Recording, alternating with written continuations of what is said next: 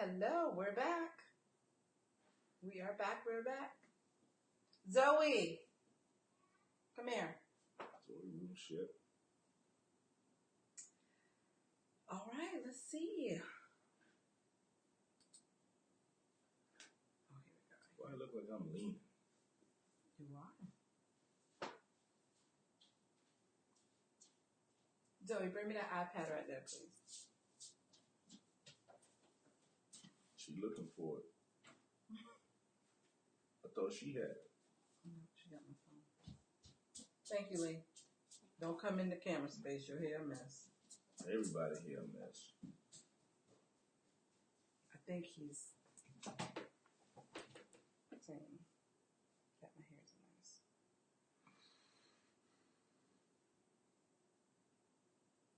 We on live or we not on live? We're on live. We're on live. I don't see anybody on here though. No, because you had cut them off. Oops. Did not mean to click on that. There we go. Because you cut them off. No, I didn't. Mm-hmm.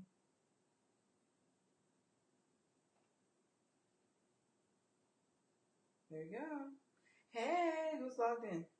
Somebody is going to turn this down before it does. Okay. Hey, we have 3 viewers. We can't see who you are, so type in the comments. How are y'all doing today?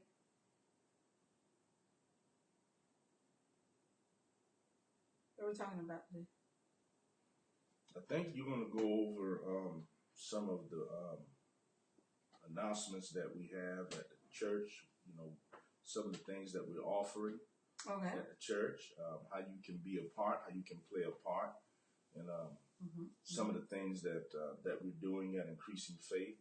So, I think that's what you're going to share, right? Sure. So on Wednesday, we have our Budgeting 101 class. I think that will be an awesome class for everyone to come out to.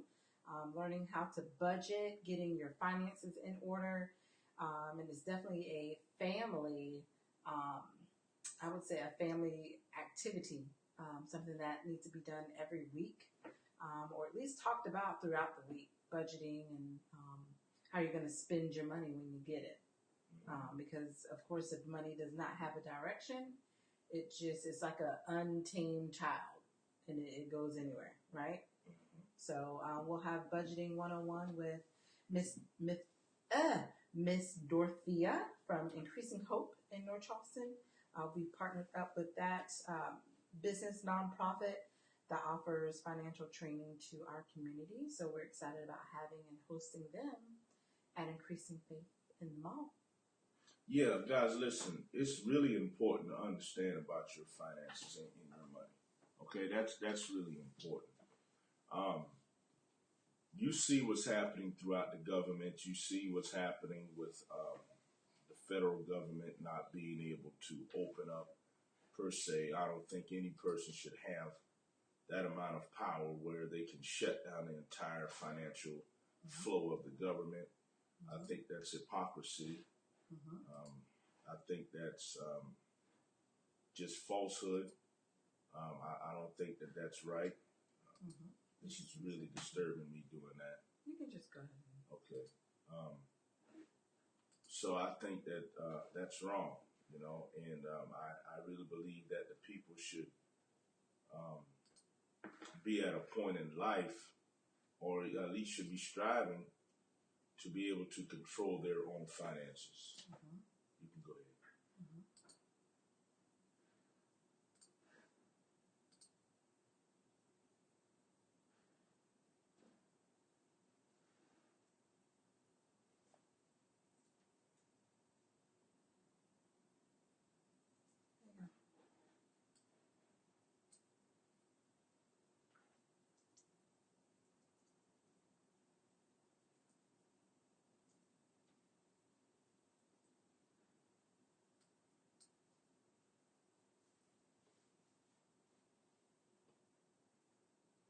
Okay. I didn't know what you were doing at first. I was like, what in the world? See all of this stuff here going before my face. I don't know what you was doing. I didn't know if we was logged off or what we were doing. Nope. All right. So anyway, like I was saying, that's important to know and to understand. Our mindset is we depend too much on the government. That's just the bottom line. I mean, we depend too much on the government to take care of us. So then when the government seems like it doesn't live up to what we say the standard should be, then we get highly upset, we get this and we get that and the third. I don't believe that. I believe that we, as individuals, we should take control, at least somewhat, of our living. So this budgeting class, it stems with that, man. You got to have the mindset to want to control your finances. Listen, if you can't control all of it, you should at least be able to control over half of it. Mm-hmm. If you can't control 100% of it, you should at least be able to control 75 to 85% of your finances. In other words, when I say control, you should be able to make some kind of decision when it comes to the area of your finances without being influenced of outside events. Mm-hmm. Mm-hmm. Okay, so even if the government goes on a shutdown or went on a shutdown, all right, the individuals should at least be in the position where they can still maintain. Mm-hmm. Okay, and this budgeting 101 gives that. Okay, this budgeting 101 is the beginning of you gain control of the area of your finances. One of the things as a pastor, traditionally, what we oftentimes do in our services is we ask for people to contribute financially. And you can have a great service from the beginning. Your announcements can be great, but then when you get to that area of giving, you lose the minds of your entire church. Mm-hmm. Even a pastor, he feels the pressure in it. He feels the resistance. He feels the restraint. He feels the wall in it. So what happens is, or what happened to me is I begin to realize why it's like that. And really the reason why it's like that, because people don't believe that they have it to give. People don't believe that they have it to contribute. All right. And they see giving as a debt in terms of they have to calculate their giving as an expense. Right. Don't supposed to be like right. that. Okay. Your giving should not be an expense. Mm-hmm. All right. That's the nature. Giving means to share. Mm-hmm. All right. Our parents, or at least some of our parents, taught us the nature of sharing. You know, if you're in school, middle school, elementary, you know, the teacher taught you to share. You know, that was a concept, and that's one of the concept of prospering is knowing how to share. So giving is sharing. Sharing is giving. Mm-hmm. But what we have done as people, as we have believed that giving is an expense. Right. And it is not an expense. Giving is sharing. But you know, when you're struggling financially and you're depending on the world system to provide for you, such as a lot of people who's being affected by this president today, his decisions today, and I won't get into that, but his decisions is affecting the livelihood of a lot of people, hundreds and thousands of people who depend on that government system to provide for their homes. They're affected by it. Mm-hmm. Okay. Well, we need to be in a position as individuals and as people where we take the power from the government in terms of being able to control your finances in your home, mm-hmm. being able to control the bread that comes on your table, being able to control the livelihood of your family back on your table. If you can't get it 100%, you should at least be able to get 75 to 85%. So, as a pastor, I saw the limitations in people being able to contribute to a positive work, like increasing faith. This is a positive work, okay? What we're doing is extremely positive. Well, what I did was, my wife and I, what we did was we partnered up with some nonprofit organizations, some great individuals and great people mm-hmm. that was willing to allow us to go through their classes so that we can get certified uh, within our church to be able to teach a program and a system that we have tried and we saw that it works and it is working, to individuals, how they can control their money, how they can be owners of their money. Okay.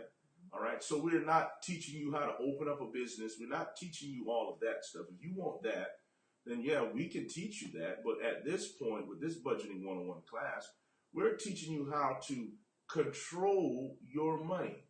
Okay. How you can control your finances. That's pivotal. Listen to me. I'm going to turn it over to my wife.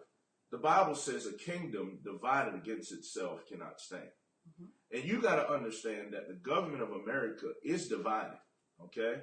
No matter what you say, no matter what you think, no matter how much you believe in the American flag, that's fine. You can be the great patriot that you are. But the truth doesn't matter in the Bible, and it's all prophetic, that America is in trouble. You can look around today and you can see that America is in trouble. What supports a government is its currency. And the American dollar is losing its power. America used to be the number one or the leading country in industrial activities, as well as it was the leading country in economical power. Unfortunately for America, it is losing its power. America is no longer the leading country. America is number 3, as I checked in the past. America is number 3 when it comes to its economical power and control. It's losing its power. And you can see how the citizens of America is affected today. The churches are affected today. And especially the African American churches, they are affected today. Okay, the church finances and nonprofit organization finances, it comes different from profit organizations, because profit organizations, they have a product to sell, to earn, to make money. They are in a complete different tax bracket. Non-for-profit organizations, such as churches, such as some medical fields and different things as such, they operate solely on the people's donations and contributions and giving. Okay? And it's called free will giving of whatever it is that God lays on your heart. Right. By faith, these nonprofit organizations, such as ourselves, we believe by faith that you give your best donations. These donations help these non-for-profit organizations do the work that they have in their mission. But without your financial contributions, it can't do it. Now we know that there are some non-for-profit organizations that's on paper, they're operating like they're non-for-profit, but their agenda is to be for-profit. Only so that they can operate in a different tax bracket and get benefits. Well, we don't operate that way. We've never operated that way, okay? And you got a lot of non-for-profit organizations like ourselves that operate strictly by the book. So what I'm trying to convey to you is this. The reason why you see good, strong-hearted, non-for-profit organizations, such as some churches, such as some other non-for-profit organizations struggling financially, is because the people's situation. You may have some people in that non-for-profit organization that desires to give, but they cannot give because of the simple fact they're struggling. Yes, sir. Pastor DeWalt says, yes, sir, on top of tithe, yes. But, you know, they may even want to give 10%, but they're struggling so desperately in the area of their finances. They can't even give that. You see, they can't even give 10% of their earning. They need, they need every jolt of income just to keep lights on in their house. Okay? Children that's 10 and 12 years old, they're being forced to go out in the hood and in the street to sell drugs and to sell dope, okay, just to bring money in the house so that a single mom can go out and put grocery on the table. And this is the truth, okay? And then they come to church or they come to some kind of non-for-profit organization to try to get inspired, to try to get help. Right. In the non-for-profit organization, because it's struggling financially, it cannot help the family that's in need. Okay? Paul went out and he collected contributions because the church in Jerusalem was struggling because of the government of Rome. And at that time, they were putting pressure on the people, and the people is the church, not the building, okay? Right. It's the people. The building is just a place where we all come together to hear the word and to fellowship, okay? We know that you can go on the internet. We know that you can go here. You can go here. You can click on to hear Bishop T. Jakes, who is awesome, and all of these other different individuals that's awesome. Come on, you don't got to con us. We know you can sit home on a Sunday and you can hear the word anywhere, but that's not the purpose of us having a facility. The purpose for us having a facility is so that we can fellowship, so that we can come together, so that we can talk, so that we can fellowship. And in our fellowship, you get an inspired word. Well, the enemy is not attacking rich people. The enemy is not attacking those that are big-time investors. They get tax breaks. But all of the decisions in the White House and all of the decisions in these places, people that you vote for, all of these places, all of these areas and all of these things, their decisions is not attacking and hurting the rich. All right, their decisions is hurting the middle class, the lower middle class, and it's hurting the poor man, because the poor man never feels as though he or she has the opportunity to rise above. The middle class is being pressured on all angles when it comes to their finance. It's the middle class that's supporting the rich. It's the middle class that's giving unto the poor, and it's never enough for the middle class and his family. And then on top of that, you have the church that's asking the middle class to give.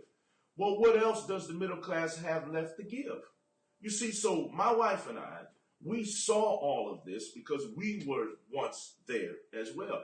And it doesn't take nothing but a wrong decision of a middle class. You got three kinds of middle class: upper middle class, middle class, and lower middle class. You can't afford, if you're in the middle class bracket, you can't afford to make unwise decisions with your money. Most middle class individuals live paycheck to paycheck to paycheck. They never have enough. They're always dreaming, but never able to manifest their dreams. The poor man don't even have a dream. He's operating with survival. Right. The rich man, he once had a dream, but he tapped into reality, so he understands how to make his reality, how to make his dreams a reality. The middle class man, he takes care of the entire world, while America enjoys the labor from the middle class. You see, guys, increasing faith is a movement. Increasing faith is not a church, how I should say, but it's a movement, okay? And one of our movements is teaching us how to budget our money and how to control at least over half of our income. You need to know this.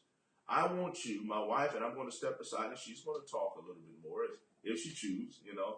She is the worker, and she's really not she's the worker in terms of the graphics and all of those things. And I guess I'm the mouthpiece. Amen. But we've decided that it is time for us, time for the individuals to know and to understand how to empower themselves in the area of their finances. If you're desiring to go in business for yourself, I would tell you to stop for a moment, okay? Don't make no drastic decisions. Come join this class, Budgeting 101. We got great facilitators being housed right there at Increasing Faith, right there in the Northwoods Mall area. We thank the Lord for giving us favor there. And we're working out of that place. We're working diligently out of that place, teaching you in this season how you can win. Forget just talking about it, how you can truly win, all right? So, guys, we want you to be a part of that. Yes, we definitely do. And this is just one component of our financial freedom movement that we've been having at Increasing Faith for over probably about 2 years now, year and a half, 2 years. And last year, around this time, Pastor was hitting hard on, financial freedom and making sure our money is intact. And we decided to have a financial fast for February 2018. That was amazing. So we are doing that again this year. So you want to tell them a little about the financial fast? Yeah, you was on a roll. You Okay. couldn't finish it up. Yeah. Well, pretty much the financial fast is just that.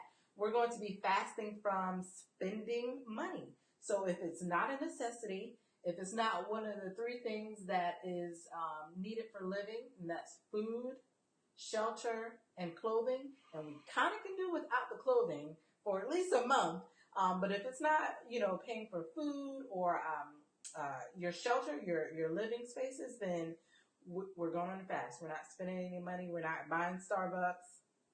We're not going out to eat. We're not doing anything. And then we want this to be a time for you to really evaluate your financial situation and look at those things that you have been going overboard and spending money on that really you could do without.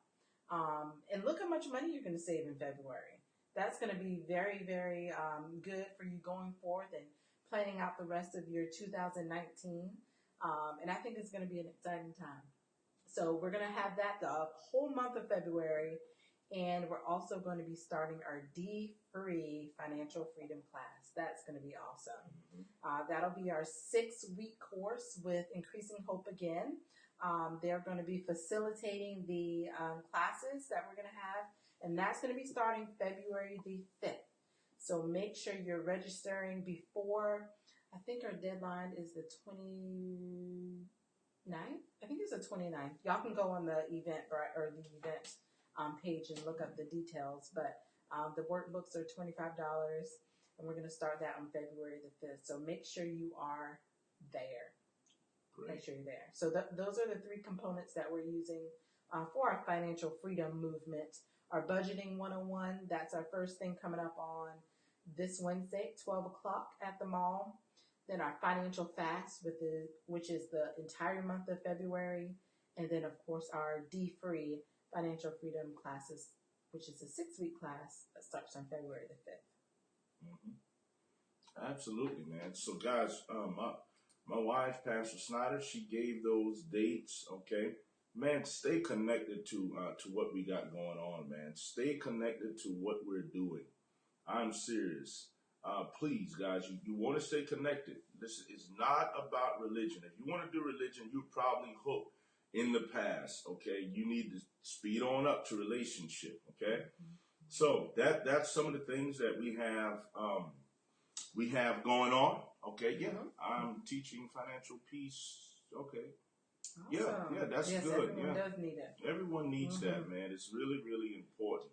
And guys, it's all Bible, man. To be honest with you, it just these individuals are going in the Word and pulling out the information and giving it to you.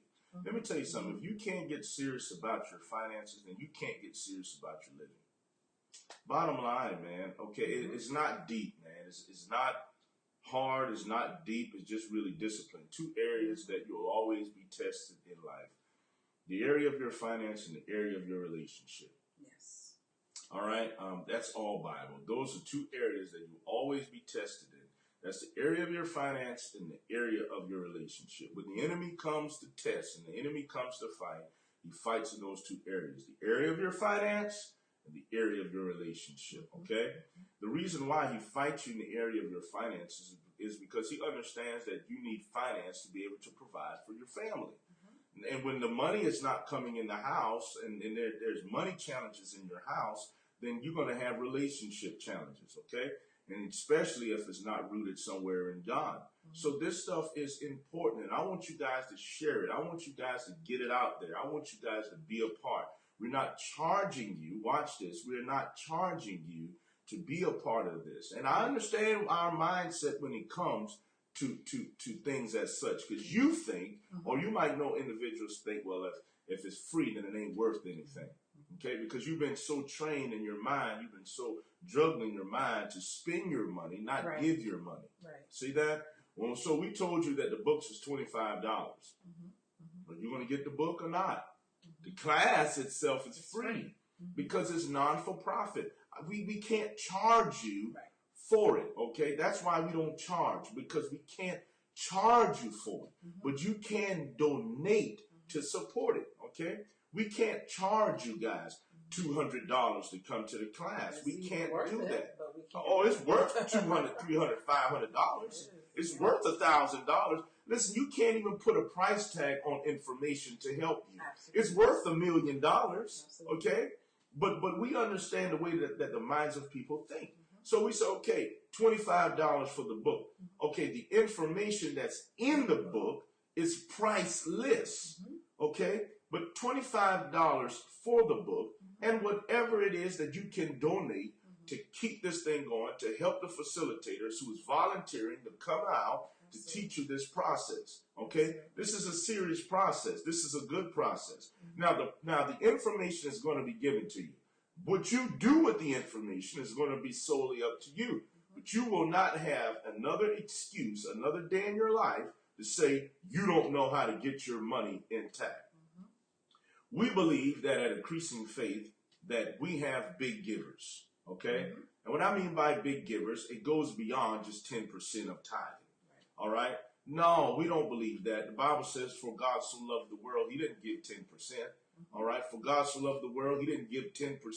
For God so loved the world, he gave his only. That word only means the best that he had.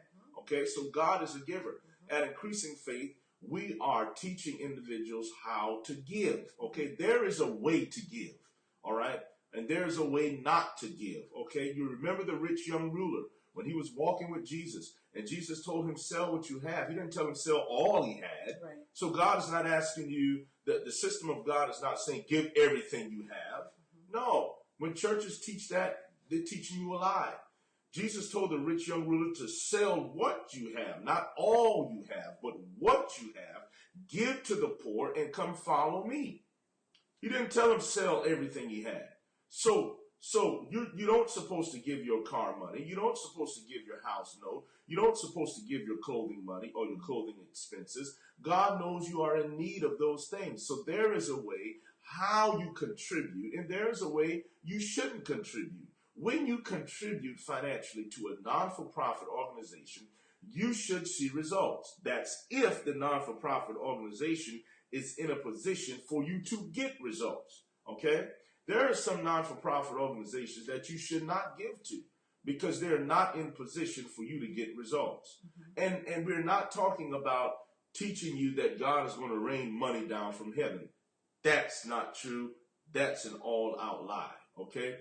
Getting in position to where the opportunities for financial increase can come your way is the truth. Okay? All right? Showing you how to think and become wealthy, how to think and increase your finances, how to think and prosper. We've been taught to prosper this way. These fingers are only designed for you to go out and reap the harvest. Your prosperity comes from here, which they call the third eye, I guess. But really in your mind or your brain is strategized a certain way in how to comprehend information in reality. Okay? This is where we decide. Right here, this is where we decide. That's why when we as preachers lay hands on your head, we lay it here. Because this is where you decide. It's right here, okay? So you need to start learning how to decide for yourself by using biblical principles in the area of your finances. One of the things that my wife and I, we realized late in our marriage, actually, was a wise person will not sit in the seat of the scornful. Or, I believe it also says, in the seat or the way of sinners. Now, that word sinners doesn't mean that, well, that person going to hell. That's not what he's talking about. When he used that term sinners or in the seat of the scornful, that's those that will neglect counsel. Right. That's what that means. It means a wise person will not sit in the seat of those, or they won't entertain individuals that neglect counsel. See that? All right? All right. A sinner is different from a person who has sinned. A sinner is someone that has made a habit at missing the mark in their life. We all commit sin. In other words, we all throw the dart and miss the target. Okay, but it doesn't mean that we are sinners. Sinners are individuals that has made it a habit to throw and miss the target in their life. And not only they made a habit of throwing it and missing the target, here is why they have made it a habit. Because they reject knowledge. They reject information. You're not struggling in the area of your finances because you're black, because you're white, because of all of these crazy things that reality points to us. Most of the time, people struggle in the area of their finances is because they reject knowledge in so many ways. They say, well, I don't have time to come out to that because I got to get my child to bed. Let me help you with that, okay? My wife and I, we have 4 children, and none of them is at the age of 10 years old, okay? All right? They solely depend on us. But we make it our business, okay, to not put our children before the will of God. We understand that our children came to us by way of the will of God. That's how we was able to overcome a lot of challenges in our life. I'm not saying that we're not subject to challenges. Yes, we are. Okay? We're subject to challenges. But we sit down with the word of God, and then we repent to the word of God, and then we get ourselves lined up according to the word of God. Okay? That doesn't mean that you are sinners. That just meant that you missed the mark. Right. For so long, we've been missing the mark in the area of our finances. Because when good information comes our way, we turn the other cheek. Well, the Bible says, my people are destroyed for lack of what? Knowledge. Okay? Why? You have rejected knowledge. So therefore, God says, I have no other choice to reject you. Why? Now, God doesn't reject you, but what happens is the promises of God can't find you. Because the promises of God find you through your receiving knowledge. And you receive knowledge by way of information. We are not charging you to receive the information. The only thing you got to do is go get the material. The only thing you got to do is register. And show up for one time in your life. Show up for something. Just show up. Just show up, you see? Just show up. Just tell yourself, I'm going to show up. And be committed to that. And be consistent. You can tell yourself all day long that you want to prosper in this year. Well, trust me, one of the key strategy to prospering is consistency. That's right. Not only, you go to the bank and you got a business loan in the bank, or you want to get a business loan, and the bank says, well, how long you been in business? Come on. Now, on paper, you say, well, I've been in business for 3 years. But you only been operating in your business for 6 months. Right. Because you were never consistent. You see it? So consistency means doing it every day, every moment, every chance you get, you're consistent. $1 million is not $1 million because you got it in the bank. Come on. $1 million is information. Okay? The kind of information that you're receiving. Okay? And that's what we want to get to you. We want to get to you information. What you do with the information, that's going to be totally up to you, okay? So we want you to be a part of what's happening. Our Budget 101 class with Increasing Hope. We partnered up, Increasing Faith, partnered up with Increasing Hope, okay? And we're going to be dealing with this thing here Wednesday is the Budgeting 101. And then in February, we're dealing with our classes. You don't want to miss that. Shame on you if you miss it. Okay? Yeah. Yep. We'll be there. We'll be there, man. So stop getting rattled about what's going on in the system with the government and all of that stuff. And then make it your priority to say that I'm going to now start taking responsibility of the area of my finances. Stop being led towards everything that the world produces. Stop being led with latest fashion. Stop being led with latest makeup. Stop being led with latest hair design. The newest car that's coming out. Listen, when Dave Ramsey says for you not to buy a brand new car, okay, he is talking about those that work on a 9 to 5. If you work on a 9 to 5, you should not be buying a brand spanking new car. Bottom line, you should never be buying something that costs over $15,000, over $10,000. What you buy should be cash. Okay. Now, if you if you have a business, a thriving, a growing business, then buying a brand spanking new car may be feasible for you. So don't get it twisted when I come and I tell you, you don't need to buy a brand new car, okay? You can buy a used car, and you should buy that used car cash. Why? Because you depend on the government for your finances. You understand what I'm trying to tell you? If you depend on the government for your finances, then you need to live debt-free. You need to, because the government is uncertain riches. It goes up, it goes down. It goes down, it goes up. If you're depending on the stock market, okay, you're in trouble because the stock market goes up, it goes down. It goes down, it goes up. It goes to the left, it goes to the right, okay? All right? East, west, north, south. That's the way it works, okay? So if you punch a clock and you work 9 to 5, you earn a paycheck on partnering up with an organization. This organization tells you when to punch in. This organization tells you when to punch out. Then you need to buy used. Bottom line, you need to buy used. It's not saying that you're less than the person that's buying new, but you need to buy used. All right? And when you buy your used, you need to buy it cash. Okay? This protects you from government shutdown. This protects you from the government laying off. You understand? So this is ways you control your area of your finances.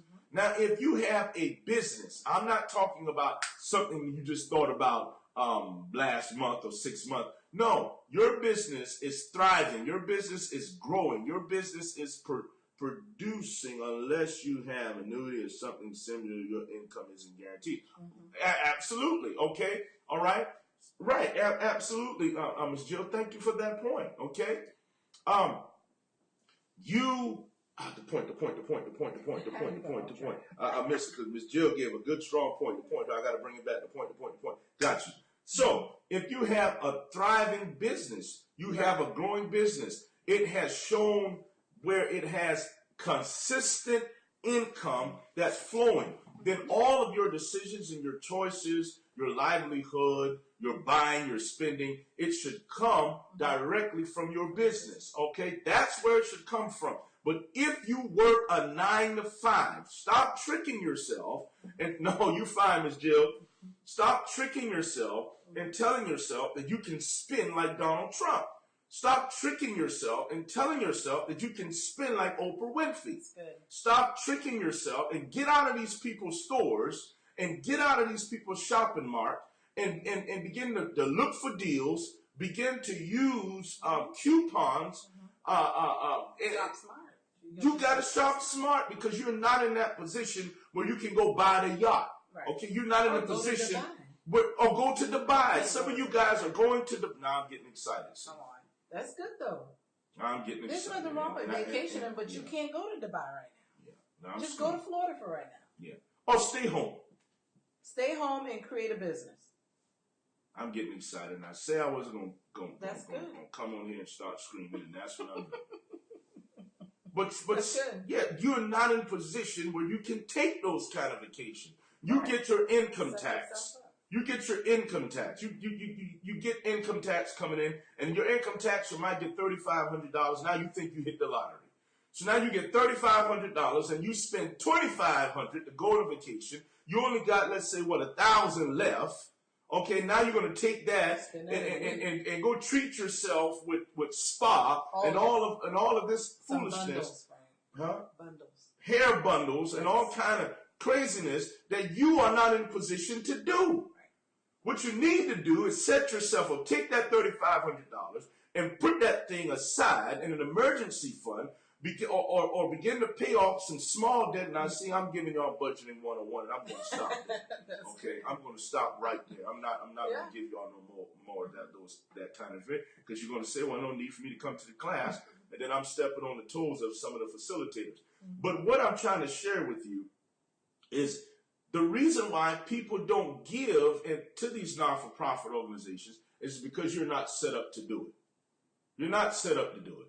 And we as ministers and preachers and teachers, especially of the gospel, we are wrong for asking you for your money and not putting you in position that you can give.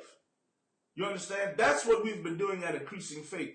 We've not only been asking for donations, but we've been also teaching individuals and putting people in position where they can better their finances. Right. So when we do ask you to contribute, you won't be over there sweating your brow because you don't know how you're going to make it Monday morning. Mm-hmm. It's not going to happen. Might happen to someone down the road, but it's not going to happen at Increasing Faith. We're seeking to empower you. And one of the areas that we're going to empower is in that area of finances. Okay? That's what we're going to do.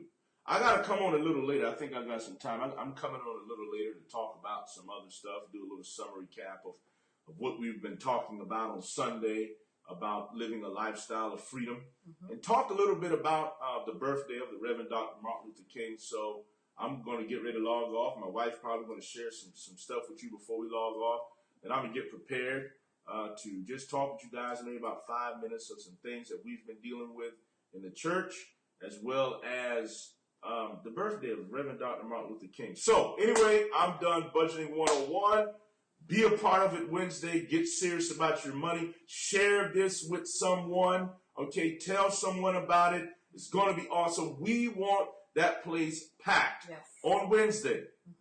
Okay, we want it packed on Wednesday. Okay, we are asking for your contributions. Okay, I think we have something set up where you can send donations for it. What it is, Easy Tides, I think. Easy Tides / Good Ground. Easy Tides / Good Ground. Okay, share it. Help us get the word out. All right, this is some of the things that we're doing at Increasing Faith Christian Center right there in the Northwoods Mall. Share it, share it, share it, share it.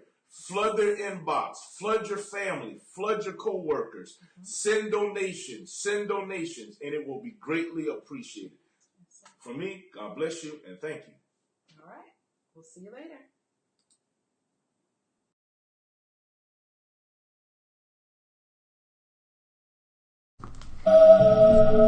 You and love are one.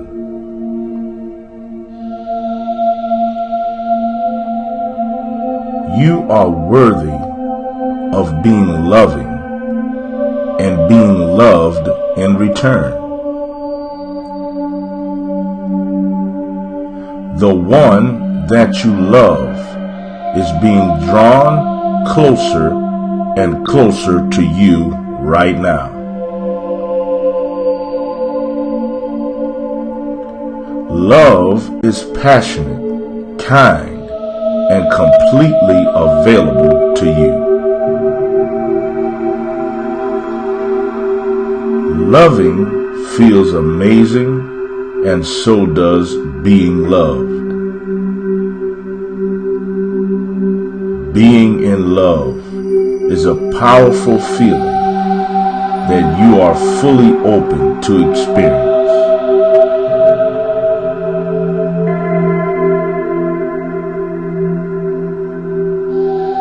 You have a visualization of your perfect partner and how amazing they make you feel.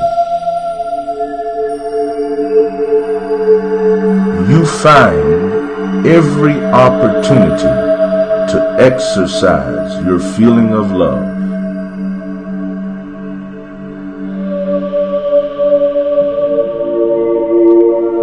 You will fall in love with the perfect person for you, and the love will be mutual.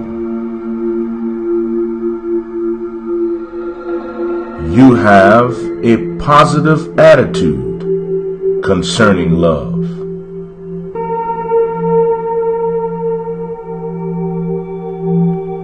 You are a friendly person.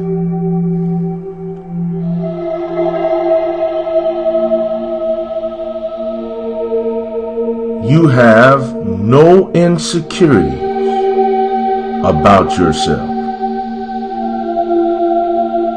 You are deserving of friends.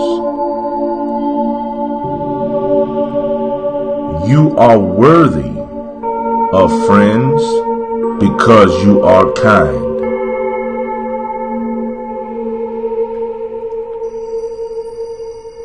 People love being around you.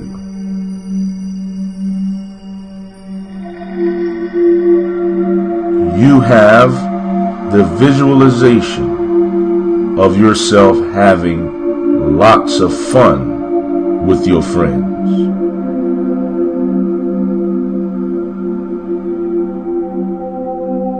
You meet friends every day.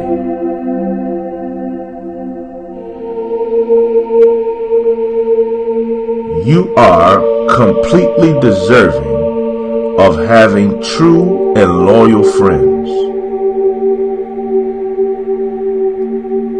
Friends are a big part of your life, and they make you feel complete. You easily attract the kind of friends that make your life better.